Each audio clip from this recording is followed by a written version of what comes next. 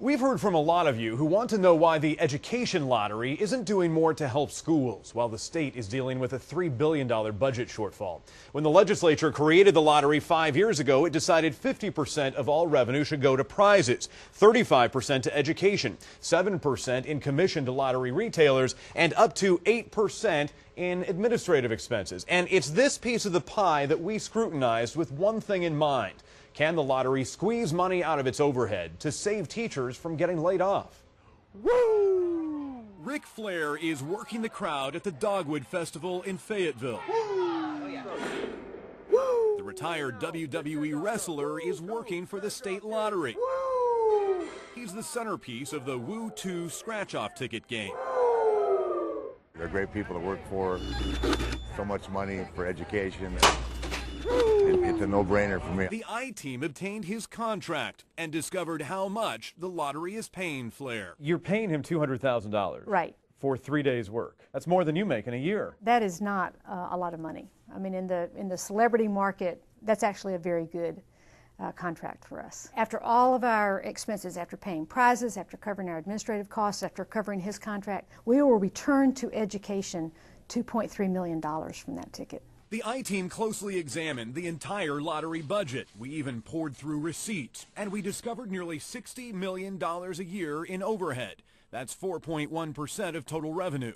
When you consider teachers make on average $46,500 a year, cutting costs at the lottery could save teaching jobs. There are some very expensive things in your budget. Have you looked at your overhead? We're looking at our overhead all the time. We're very conscious. We're very careful with our expenditures. Are you saying there's absolutely no savings in this budget that you could return to education? I'm saying that we've already made some cuts this year. We will not spend the entire budget for this year. Alice Garland is the executive director of the lottery. She was one of the first people hired when the lottery started in 2006 and was promoted earlier this year. I accepted a salary that's more than $50,000 less than my predecessor. We had 6 deputy executive director positions. I cut 2 of those positions, so we now have 4 positions. So I've done some pretty serious cuts at the top. Ric Flair's deal is part of the advertising budget.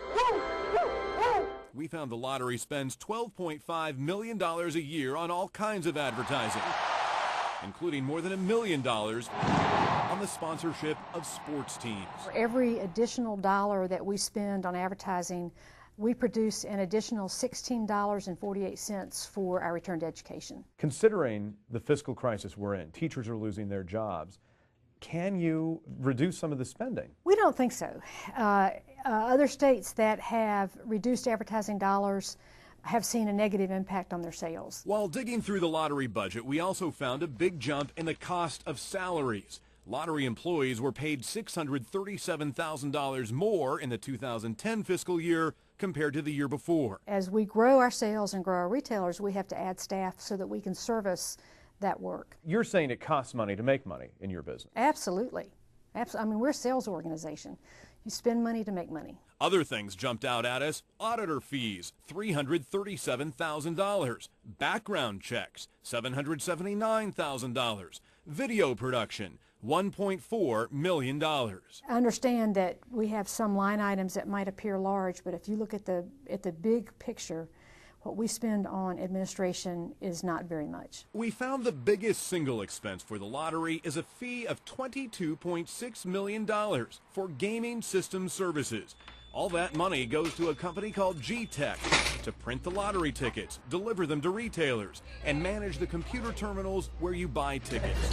Have you considered going to your vendors and saying, we need a break, we are laying off teachers, we need to give our kids a good education. Can you cut us a break on this deal?